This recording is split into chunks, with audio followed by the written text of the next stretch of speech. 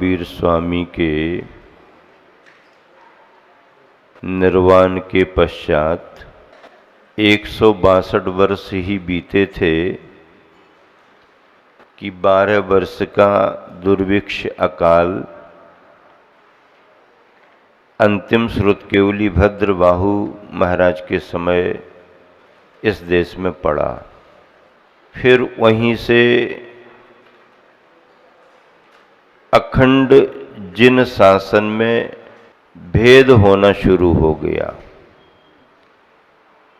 अखंड जिन शासन में पहला भेद श्वेतांबरी मान्यता शिथिलता के उस वातावरण में प्रारंभ हुई। आगे चल करके वो एक परिपाटी परंपरा बन गई। शास्त्रों का जब अध्ययन करते हैं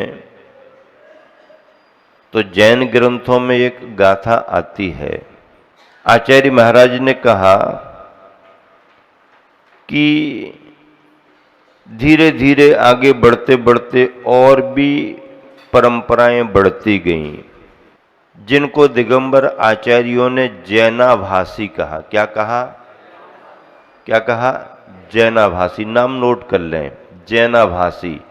मतलब ये है कि वो अपने आप को जैन तो मानते थे, लेकिन जैनों जैसा व्यवहार आचरण उनमें नहीं था, इसलिए वो जैनाभासी माने गए। जैसे अपन कहते ना जलाभास, जल नहीं है पर जल का आभास हो रहा है। धूप में किरणों के माध्यम से मृग मरीचिका जैसे बनती ना, तो अपन को ऐसा लगता है कि सामने पानी है, जल नहीं है, जलाभास हो रहा है। अपन कहते ना संसार में सुख नहीं है, सुखाभास है। यथार्थ में सुख नहीं है, लेकिन जो भी मिल रहा है उसमें सुख का आभास हो रहा है। अखंड जैन शासन में जब भेद बने, मत मतांतर हुए, तो दिगंबर आचार्यों ने उन परंपराओं को जैनाभासी परंपराएं कहा। क्या कहा? जैनाभासी परंपराएं। वो अपने आप को जैन मानते थे, लेकिन जैनियों जैसा आभास होता था, लेकिन जैनियों के सिद्धांत, दिगंबरों के सिद्धांत उसमें नहीं थे। ऐसे जैनाभासी संघों में जो श्लोक आया है, सुने उसे। गोपुच्छिका श्वेतवासा द्राविणो यापनीय का निष्पिच्छश्चेति पंचैते जैना भाषा प्रकीर्तिता। आप जैन तत्वबोध में 35 नंबर पेज पर देखें, पृष्ठ नंबर 35, ऊपर ही श्लोक लिखा हुआ है। नीति सार समुच्चय में 10वें नंबर का श्लोक है। क्या है इसमें? श्वेतांबर, गोपुच्छ या काष्ठा संघ, द्रविण संघ, यापनी या इसका दूसरा नाम गोप्य संघ, निष्पिच्छी या दूसरा नाम माथुर संघ, और एक अलग से जोड़ा गया है भिल्लक संघ। इन्होंने अपनी अपनी बुद्धि के अनुसार सिद्धांत रचकर जिनेंद्र देव के मार्ग में भेद डाल दिया। जिनेंद्र भगवान को मानते थे, जैन मान्यता थी, लेकिन अपनी अपनी बुद्धि के अनुसार व्यवस्थाएं परंपराएं बना बना करके इन्होंने भेद डाल दिया। इसलिए इनको जैनाभासी कहा। वैसे तो 363 मत हैं, 363 मत ये कुमत हो गए, जिन मत से हट करके हो गए। लेकिन ये परंपराएं जैन सिद्धांतों का अनुकरण करना चाहती थी, जिनेंद्र भगवान को ही मानती थी, लेकिन इन्होंने अपनी अपनी बुद्धि से अपनी अपनी मान्यता बनाई और परंपराओं में भेद डाल दिया। अब देखिएगा, अगला प्रश्न निकालें आप, इन सभी को समझना है। तो श्वेतांबरी परंपरा को तो कल आप सबने बहुत अच्छे तरीके से समझ लिया।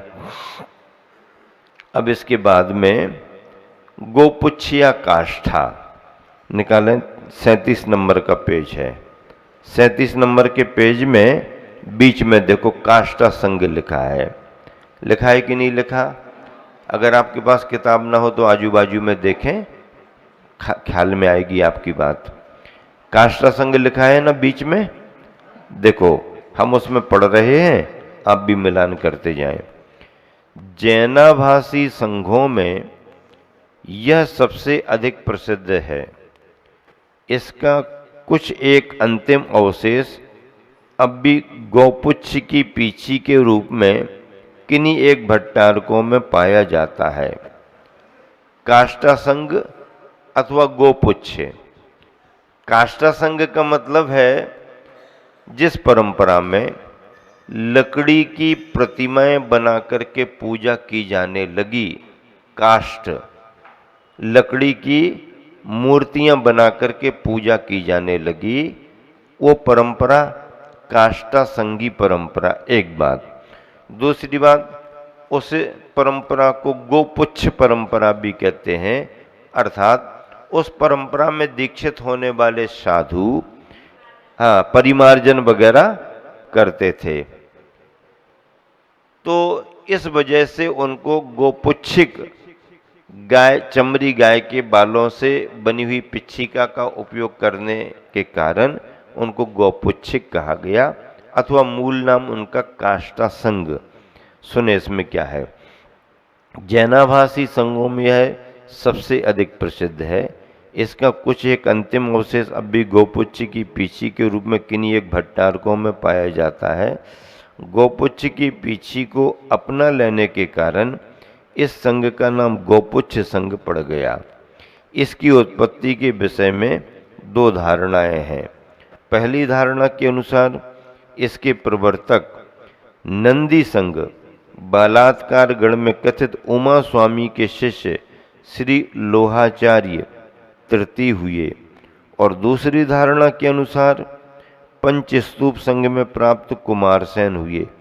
मतलब इतिहासकारों के लिए दो मान्यताएं मिली हैं इस परंपरा के बारे में, तो विद्वानों ने दोनों मान्यताओं को लिख दिया।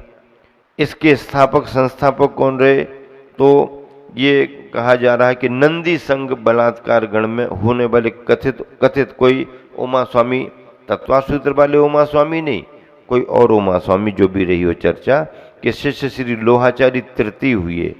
दूसरी धारणा के अनुसार पंचस्तूप संघ में प्राप्त कुमारसेन हुए। संलेखना व्रत का त्याग करके, मतलब वो अपने आप को मुनि मानते थे, अपने आप को महाव्रती मानते थे, लेकिन उन्होंने अपनी उस चर्या में से संलेखना की पद्धति को अलग कर दिया, यानी संलेखना करने की जरूरत नहीं है। तो संलेखना व्रत का त्याग करके चरित्र से भ्रष्ट हो जाने की कथा दोनों के विषय में प्रसिद्ध है, तथापि विद्वानों को कुमारसेन वाली द्वितीय मान्यता ही अधिक सम्मत है। दिल्ली की भट्टारक गद्दियों से प्राप्त लेखों के अनुसार इस संघ की स्थापना का संक्षिप्त इतिहास इस प्रकार है। दिल्ली में जो भट्टारक हुए हैं उनकी गद्दियाँ थी, वहाँ से जो इनको लेख प्राप्त विद्वानों को दक्षिण देशस्थ भद्दलपुर में विराजमान श्री लोहाचार्य तृतीय को अषाढ़ रोग से आक्रांत हो जाने के कारण श्रावकों ने मूर्छावस्था में यावज्जीवन संन्यास मरण की प्रतिज्ञा दिला दी। मतलब कहानी ये कह रही है कि जो लोहाचार्य तृतीय क्रम के हुए उन्हें असाध्य रोग हो गया होगा, उसमें आक्रांत हो जाने के कारण उस समय श्रावकों ने मूर्छावस्था अर्थात एक तरह से अचेत अवस्था में यावत जीवन के लिए संन्यास संलेखना की प्रतिज्ञा, परंतु पीछे उनका रोग शांत हो गया। तब आचार्य ने भिक्षार्थ उठने की भावना व्यक्त की, भाई रोग शांत हो गया तो हम तो उठेंगे, जिसे श्रावकों ने स्वीकार नहीं किया। तब वे उस नगर को छोड़कर अग्रोहा चले गए और वहाँ के लोगों को जैन धर्म में दीक्षित करके एक नए संघ की स्थापना कर दी। अब क्या स्थिति बनी?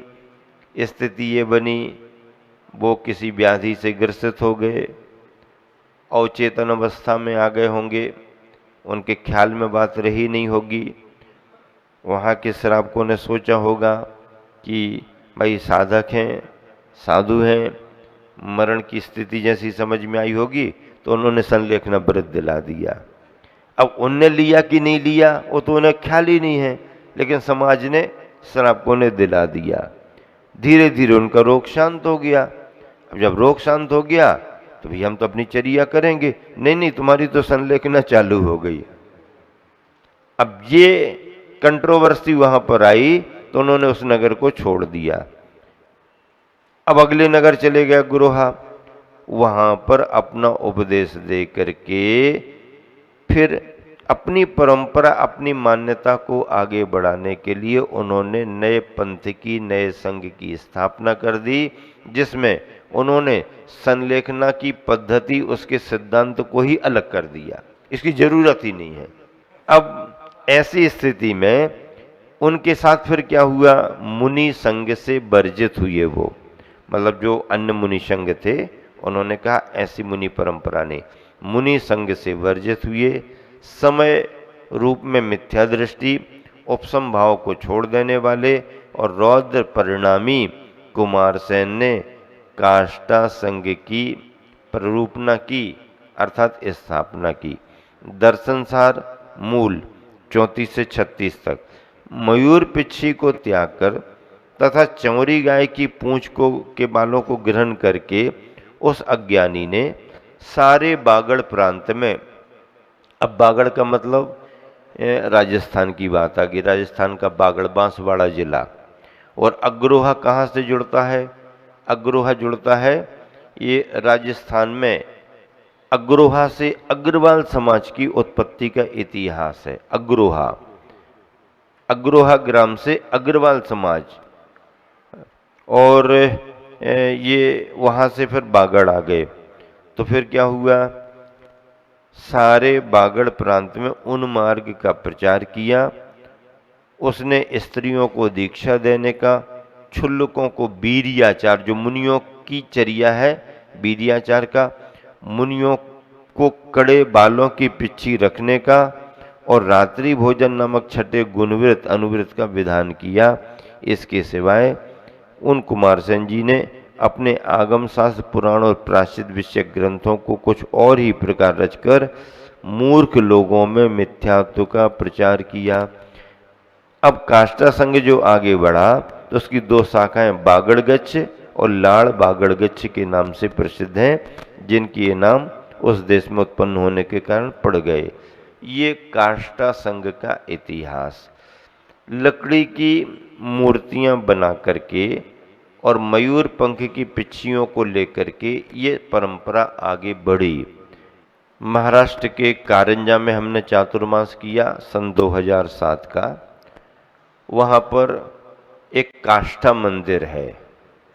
काष्ठा मंदिर, मंदिर का नाम ही काष्ठा, काष्ठ से जुड़ा। उस परंपरा के भट्टारकों ने उस मंदिर को बनवाया, तो वो काष्ठा संगी भट्टारकों के कारण काष्ठा मंदिर माना जाने लगा। उनके जो स्तंभ बने थे लकड़ियों के, उनमें मूर्तियां बनी थीं। एक बड़ी देवरी के निकट ही, मतलब थोड़े से गांव के बाहर, पुराने समय में एक मंदिर में लकड़ी की मूर्ति रखी हुई भी मिली। हम सभी ने उसको देखा आवागमन में बिहार में। तो मतलब ऐसी परंपराएं भी रहीं। और लकड़ी आदि की मूर्तियों में रूखापन आना, ये होना वो होना, तो इनको फिर स्निग्धता बनी रहे आदि आदि के लिए फिर दूसरी व्यवस्थाएं बनाई गई। ये काष्ठा संघ का इतिहास हो गया। अब दूसरे नंबर पर आपको देखना द्रविड़ संघ। पेज पलट करके आप पीछे आइएगा 37 पेज पर और ऊपर देखें, द्रविड़ संघ लिखा हुआ है 37 पेज पर। पुनः ऊपर देखें, श्री देवनंदी यानी पूज्यपाद आचार्य का शिष्य वज्रनंदी द्रविड़ संघ को उत्पन्न करने वाला हुआ। द्रविड़ संघ को का संस्थापक। यह समयसार आदि प्रावृत ग्रंथों का ज्ञाता और महान पराक्रमी था। मुनि राजों ने उसे अप्रासुक सचित चने खाने से रोका। अंकुरित जो भी हों चने वगैरह, जैसे आजकल घरों में गृहस्थ रात में भिगो देते हैं और फिर सुबह खाते हैं और 2-4 दिन पानी में डले रहें तो उसमें अंकुरन जैसा दिखने लगता है। तो ऐसी स्थिति उसे अप्रासुक सचित चने खाने से रोका, परंतु वह न माना और बिगड़कर प्रायश्चित आदि विषयक शास्त्रों की विपरीत रचना कर डाली। पढ़ा लिखा तो था। उसके विचारानुसार बीजों में जीव नहीं होते, जितने भी बीज हैं उनमें जीव नहीं होते, उसने ये लिखना शुरू कर दिया। जगत में कोई भी वस्तु अप्रासुक नहीं है। वह ना तो मुनियों के लिए खड़े खड़े भोजन की विधि अपनाता है, न कुछ सावध्य मानता है और न ही गृह कल्पित अर्थ को कुछ गिनता है। ऐसा वह कौन? वज्रनंदी कच्छार, खेत, वसतिका और वाणिज्य आदि करा के जीवन निर्वाह करते हुए उसने प्रचुर पाप का संग्रह किया। अर्थात उसने ऐसा उपदेश दिया कि मुनिजन यदि खेती करावें, बसती का निर्माण करावें, वाणिज्य करावें और अप्रासुक जल में स्नान करें तो कोई दोष नहीं है, फिर भी वो मुनि बने रहेंगे। ऐसी मान्यताएं रखने के कारण वह मूल संघ से उसे बाहर कर दिया गया और जैनाभासी संघ के नाम से वो जाना जाता है। द्रविड़ संघ के मुनिजन सावध्य तथा प्रासुक को नहीं मानते और मुनियों के खड़े होकर भोजन करने का निषेध करते हैं। इस तरह की मान्यताएं द्रविड़ संघ में चली। ये द्रविड़ संघ भी जैन भगवंतों को मान्यता तो रखता है, लेकिन इतने सिद्धांतों में परिवर्तन करके वो आगे बढ़े। अब तीसरे नंबर पर देखें, यापनी संघ आया है। यापनी संघ 39 पेज पर देखें। यापनी संघ पेज नंबर 39, ऊपर लिखा हुआ यापनी संघ। दर्शन पहुट की टीका में ऐसे संदर्भ आए। यापनी संघ दिगंबर तथा श्वेतांबर दोनों को मानते हैं। यापनी संघ जैनियों में श्वेतांबर और दिगंबर दोनों की मान्यता रखते हैं। रत्नात्रय को पूजते हैं, श्वेतांबरों के कल्प सूत्र को बांधते हैं, स्त्रियों का उसी भाव से मुक्त होना, केवलियों का कबलाहार ग्रहण करना तथा अन्य मतावलंबियों को और परिग्रहधारियों को भी मोक्ष होना मानते हैं। आचार्य शाक्टायन और पल्लिक कीर्ति जो इसी संघ के आचार्य माने गए हैं, उन्होंने स्त्री मुक्ति और केवल भुक्ति नामक ग्रंथ रचा है। नोट: उक्त सर्वकथन से स्पष्ट है कि यह संघ श्वेतांबर मत से उत्पन्न हुआ है और श्वेतांबर तथा दिगंबर के मिश्रण रूप, इसलिए जैनाभास कहना युक्ति संगत है।